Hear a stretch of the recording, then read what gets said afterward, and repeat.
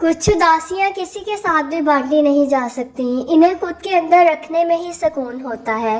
کچھ دکھ صرف اپنے ہوتے ہیں، بانٹنے کے لیے نہیں ہوتے۔ ڈگریوں کے سیلاب میں ہر طرف علم کا قحط ہے۔ دکھ اٹھائے بغیر کوئی بھی انسان سکھ کی قدر نہیں کر سکتا۔ اپنے بہترین وقت کو نماز کے لیے وقف کرو، کیونکہ تمہارے سب کام نماز کے بعد قبول ہوں گے۔ علم حاصل کریں یہ ضروری ہے، لیکن علم سے کچھ حاصل کریں یہ بہت ضروری ہے۔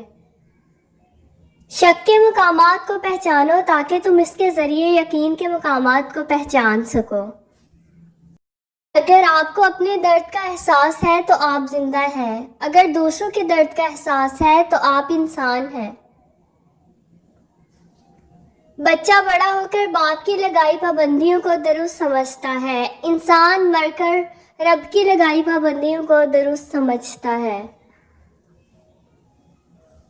خود کو روزانہ یاد دلاتے رہو کہ خوشگوار زندگی کسی منزل پر جا کر حاصل نہیں ہوتی، بلکہ خوشیاں زندگی کے راستے میں ہی بکھری ہوئی ہوتی ہیں۔ زندگی میں خوشیوں کا دار و مدار اس بات پر ہوتا ہے آپ کتنا اچھا سوچ سکتے ہیں۔ اچھی سوچ اور بری سوچ آپ کے حالات کا تعین کرتی ہے۔ اچھے لوگوں کا مل جانا اچھے مستقبل کی ضمانت ہے، اور جو فیصلہ میرا رب کرتا ہے یقین جانو عرش سے فرش تک وہی بہترین ہوتا ہے۔ وقت کی سکھائی ہوئی باتیں تاعمر یاد رہتی ہیں۔ لوگ آپ کو آپ کی خامیوں سے خریدتے ہیں اور سوچ سمجھ کر آپ کو بیچتے ہیں۔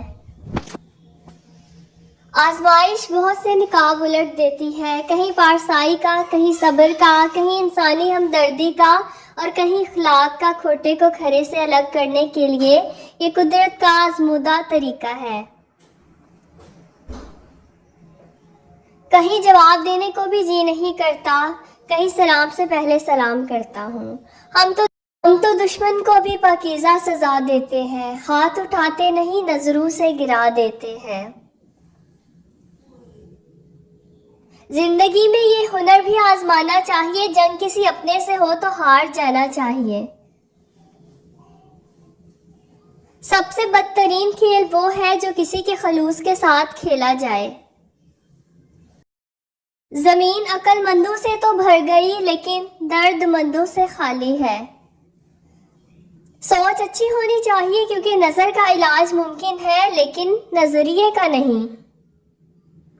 فرینڈز، ویڈیو کو لائک کریں، چینل کو سبسکرائب کریں۔ ٹیک کیئر، اللہ حافظ۔